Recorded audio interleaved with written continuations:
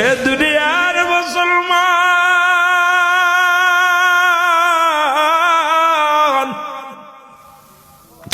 কেন এত মস্তানি করো?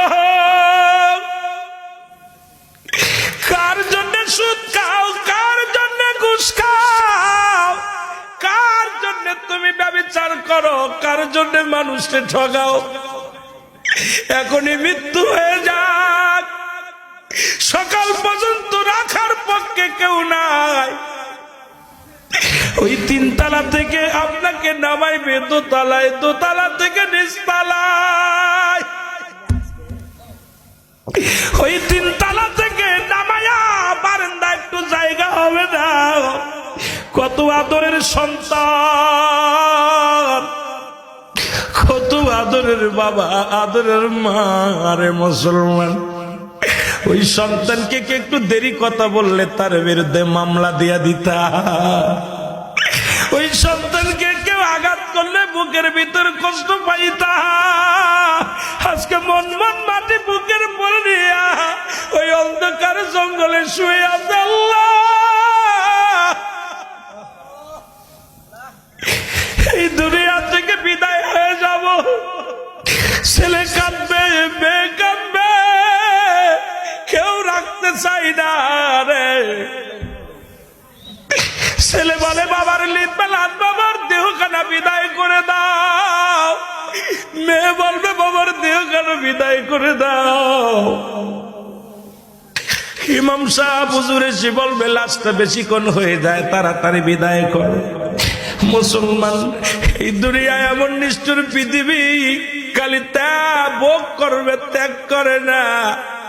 পয়সাটাও দিলি নাই, গাঁজা কর, মদ কর, যেটা দিবেন ওই মাটি কিন্তু গ্রহণ করবে। এই মাটি বলে না আমার ভিতরে দিস না।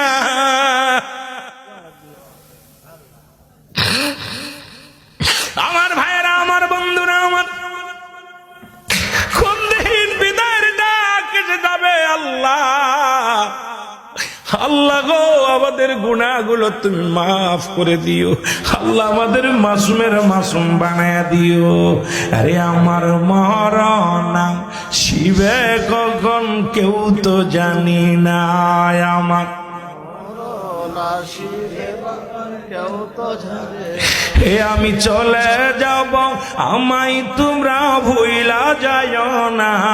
আমি চলে যাব, আমার মরণ আসিবে কখন কেউ তো জানে। একটু মহব্বতে বলেন, আমার মরণ আসিবে। টাকা পয়সা দালান কোটাও জাগা করেছি, সব কিছু ফেলাইয়া একাই চলেছি রে আমি। সব কিছু ফেলাইয়া আমি যাবার কালে ভেবে দেখি আমার কেহ নাই। আমি যাবার বেলায় ভেবে দেখি আমার মরণ আসিবে কখন কেউ তো জানি না।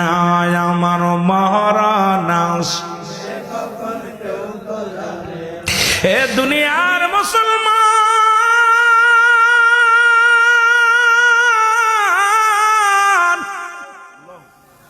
নাম্বার 2 হলো মানুষের কবর। 1 নাম্বার বিপদ হলো মরণ। মরণ নিয়ে যদি আলোচনা করি রাত কেটে যাবে রে, আলোচনা শেষ করতে পারবো না। এই পৃথিবীর মধ্যে নিষ্ঠুর পৃথিবী ছেড়ে চলে যেতে হবে। নাম্বার 2 হলো কবর। আজকে মানিক মিয়ারে শোয়ায় রাখা হয়েছে কবরে। আমরা কবর বলতে বুঝাই বাড়ির আশেপাশে 3.5 হাত গর্ত খুঁড়িয়া লাশ কানা দেহ কানা যেখানে রাখে সেটাকে মনে করি কবরের। মুসলমান, যারা আগুনে পুড়ে মারা গেল তাদের কবর কোথায়? যাদের হাঙ্গর কুমিরে খেয়ে ফেললো তাদের কবর কোথায়? কবর বলতে বুঝায় মানুষের মৃত্যুর পর থেকে শুরু করে কিয়ামত পর্যন্ত জগৎটাকে বলা হয় কবরের জগৎ। জোরে বলেন আল্লাহু আকবার। এর মুসলমান কবরে যেদিন শোয়া দিবে, এ ভাই মসজিদের তারবিয়ারি পালকি হাজির হয়ে যাবে, দাফন কাফন শেষ হয়ে যাবে, কবরে শোয়ানোর পরপরই একজন ফেরেশতা কবরে আসবে, যার নাম হলো নোমান ফেরেশতা। জোরে বলেন আল্লাহু আকবার। অনেকে আমরা জানি মৃত্যুর পরে কবরে দেওয়ার সঙ্গে সঙ্গে মুনকার নেকির আসবে রে মুসলমান, শুনে নেন। না না, এরে আজরাইল দুজন ফেরেশতা, মুনকার দুজন কেরামন কাতিবিন, দুজন ফেরেশতা যেটা লিখে রাখছে রে মুসলমান। আজরাইল আলাইহিস সালাম যখন রূহটা নিয়ে যাবে, কবরে শোয়ানোর সঙ্গে সঙ্গে একজন ফেরেশতা আসবে, তার নাম নোমান ফেরেশতা। হাতের মধ্যে থাকবে 2 টুকরা কাগজ, এক টুকরার মধ্যে থাকবে নেক আমল, আর একটা টুকরার মধ্যে থাকবে বদ আমল। এই কাগজ নিয়ে আপনার ওই ঘরের মধ্যে অন্ধকার কবরের ভিতরে ঢুকবে, ডাকতে বলবে, এবার ডাকতে বলবে মুসলমান শুনে নাও, এবার কি বলবে? ডাকতে বলবে, আকবর আলী মেম্বার সাহেব শোনো, এই আকবর মোল্লা ওঠো, ওঠো, জলদি করে ওঠো। উঠে বলবে, বান্দা এই নাও তুমি কাগজখানা নাও।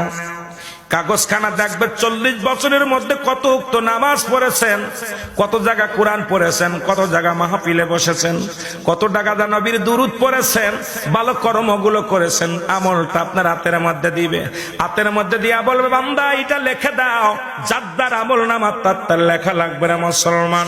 এ বাবারে, আমি কেরামন কাতিবিন যেটা লিখে রাখছে, এটা প্রতিটা বান্দার নিজ হাতে লেখা লাগবে গো।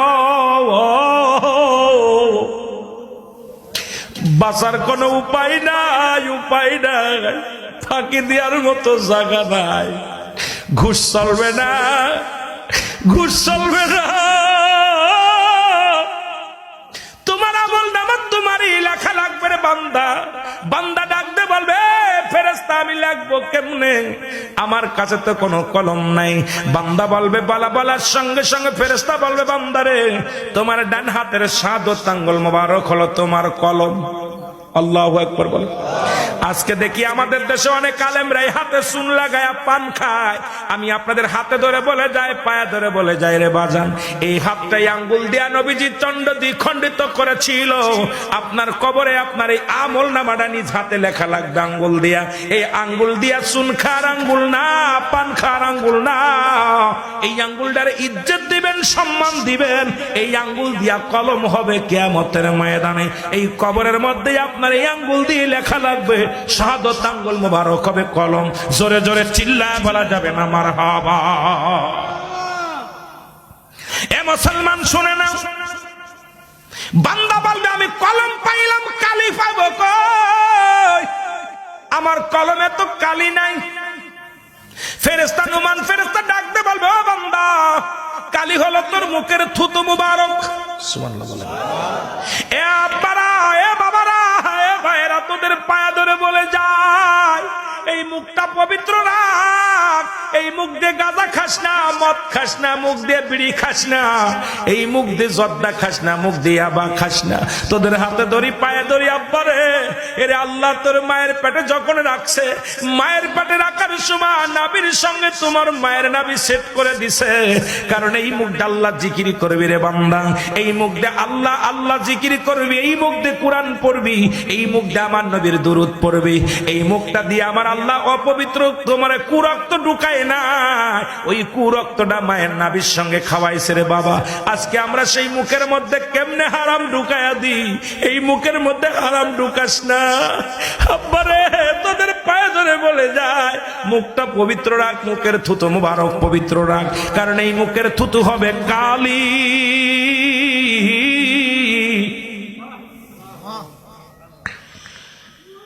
কালি যদি নষ্ট হয়ে যায় কলমের, ওই কলম দিয়ে লেখা হয় না। তদ্রুপ হারাম খোর বান্দার মুখের কালি তো নষ্ট হয়ে থাকবে, হালাল হবে না। আমি আপনাদের পায়ে ধরে বলে যাই, আজ থেকে মুখটা দিয়ে গালি দিবেন না, মুখ দিয়ে কাউকে কষ্ট দিবেন না। এই মুখের মধ্যে যত মাদক সেবন আছে এগুলো ভক্ষণ করবেন না, যত হারাম জিনিস আছে এগুলো পরিত্যাগ করতে হবে। মুখের থুতু মুবারক পবিত্র রাখতে হবে। জোরে বলেন মারহাবা। আমার ভাইরা, আমার বন্ধুরা, আমার এ ভাইরা শুনে লাও গো। বান্দা বলবে, আমি কলম পাইলাম, কালি পাইলাম, কাগজ পাবো কই? কাফনের সময় 3 টুকরা কাপড় দেয়া হয়। কয় টুকরা? 3 টুকরা কাপড় দেয়া হয়। প্রথম কাপড়ের কাপড়গুলো টান দিয়ে খুলে নিবে, বলে লেখো বান্দা এটা তোমার কাগজ। ও বান্দা লেখা শুরু করবে, মিনিটের ভিতরে লেখা হয়ে যাবে। কাপড়ের কাপড়টা আবার টান দিয়ে হাত থেকে ছিনিয়ে নিবে, আবার আর এক টুকরা দ্বিতীয় কাপড়ের কাপড়খানা টান দিয়ে খুলে নিবে। হাকিকত শোনো বাবা, এগুলো টান দিয়ে খুলিয়া বলবে এবার লেখো। 40 বছরের জিন্দেগি কোথায় কোন মহিলা নিয়ে গল্প করেছিলা, কোথায় কোন মহিলা নিয়ে রিসুটেছিলা, কোথায় কোন শালির সঙ্গে আর কি মারছিলাম, কোথায় কোন মেয়ের লগে প্রেম প্রীতি করলা, কোথায় গানের প্যান্ডেলে বসলা, কোথায় তুমি মদের প্যান্ডেলে বসলা, কোথায় নামাজ ছেড়ে দিলা। তোমার 40 বছরের জিন্দেগি গো। নুমান ফেরেশতা যখন কাগজখানা দিবেন, এই কাগজটা দেখে চিৎকার মেরে বলবে ফেরেশতা আমি অন্যায় করি নাই, এই দুনিয়ার মধ্যে আমি এত বড় অন্যায় করি নাই, এই কাজ আমি করি নাই। ভিডিও প্লের সামনে হয়ে যাবে, কত তারিখে, কত মাসে, কোন বছরে, কোন সময়ে, কত সেকেন্ড, কত মিনিটের ভিডিও সামনে হাজির হয়ে যাবে। এর কেরামন কাতিবিন লিখে রাখছে, এটা এবার সামনে সামনে হাজির হয়ে যাবে। বান্দা লজ্জায় মাথা নত করে ফেলবে, বান্দা বলবে আসলি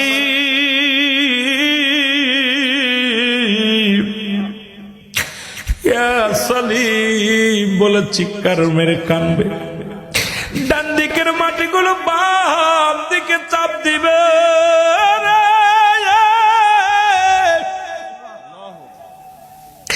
বাম দিকের মাটিগুলো ডান দিকে চাপ দিবে, উপরের মাটিগুলো নিচের দিকে চাপ দিবে, নিচের মাটিগুলো উপরের দিকে চাপ দিবে।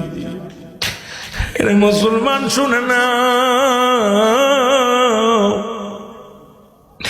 এত কষ্ট দেয়া হবে, আগুনের মুগুর দিয়া গম্বুজ দিয়া একটা বাড়ি মারবে, শত শত মন মাটির নিচে, গজ মাটির নিচে চলে যাবে, আবার টানতে বাইর করবে, যতক্ষণ পর্যন্ত তোমার লেখা হবে না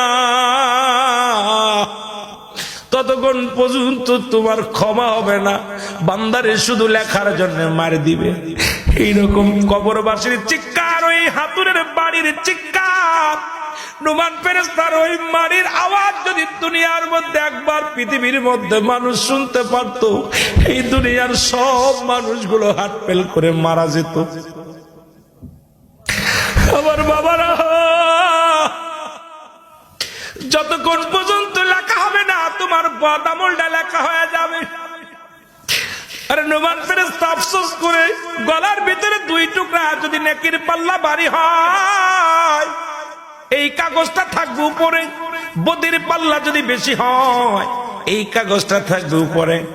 বান্দার গলার মধ্যে লটকায় দিয়ে বলবে আয় আফসোস বান্দারে, 40 বছরের জিন্দেগি পাইয়া, 50 বছরের জিন্দেগি পাইয়া, 80 বছরের জিন্দেগি পাইয়া গুনাহ ছড়াইতে আসতে পারিস নাই, একটু পরে আসবে কোথায় এমন কারণে কি ফেরেশতা কবরে আসবে, বান্দারের তোর জন্য অপেক্ষা করবে। ইমানদারের জন্য আমার আল্লাহ প্রস্তুতি করে রাখছে, দাতুলিল মুমিনিন।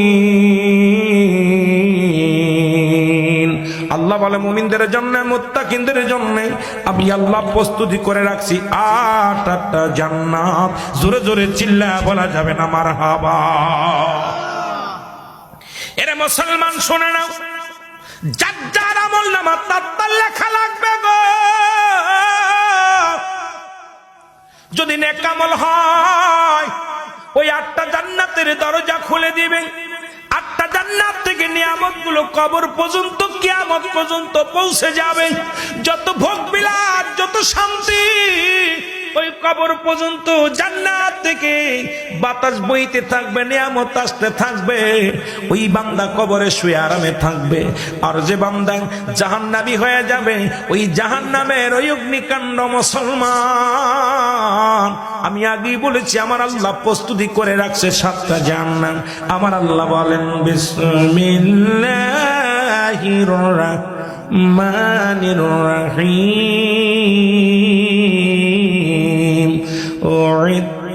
তুনিল কাফিরিন। কাফের বেঈমান মুনাফিকদের জন্য প্রস্তুতি করে রাখছে আমার আল্লাহ, একটা নাই দুটি নয়, 7-7টা জাহান্নাম। জোরে জোরে চিল্লায় বলেন আল্লাহু আকবার। এ আদর করিয়া মানুষ আল্লাহ বানায়া, বলেন আদর করিয়া মানুষ আল্লাহ বানায়, কেমনে দিবা জাহান্নামে ফেলিয়া, বলেন কেমনে। জোরে জোরে কাঁদেন না একটু বাবা, মহব্বতে কাঁদেন। নামে তুমি যদি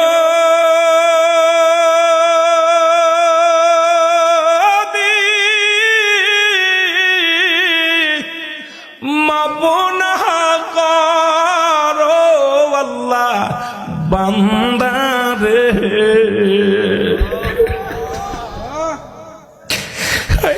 তুমি যদি মাফ না করো আল্লাহ বান্দা, তোমার বান্দা যাবে গো আল্লাহ কার কাছে আদর করিয়া মানুষ আল্লাহ বানায়। মহব্বতে বলেন আদর করিয়া মানুষ আল্লাহ বানায়, এর কেমনে দিবা জাহান্নামে ফেলিয়া, বলেন কেমনে।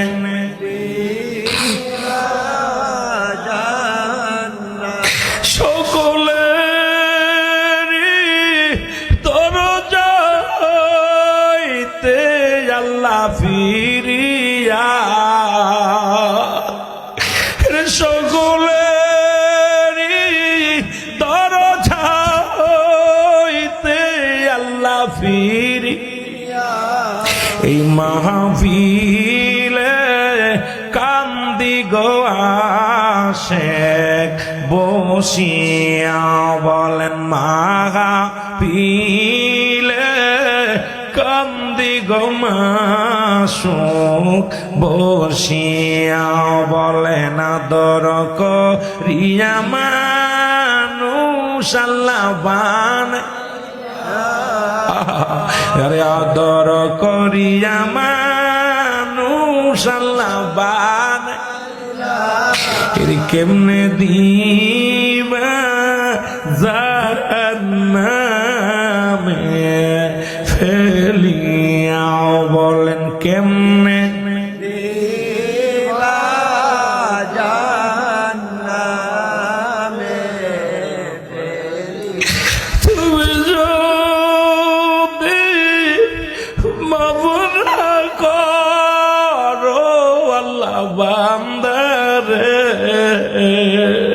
আরে তুমি যদি মাফ না করো আল্লাহ বান্দা, তোমার বান্দা যাবে গো মওলা দোজখে, আরে তোমার বান্দা যাবে গো আল্লাহ দোজখে। রহমান রাহিম নামটি আমরা শুনেছি, এরে রহমান রাহিম নামটি আমরা শুনেছি, মাফ করে দাও ওই নামের খাতিরে, বলেন আদর করিয়া মানুষ আল্লাহ বানায়, কেমনে দিবা জাহান্নামে ফেলিয়া, কেমনে দিবা যা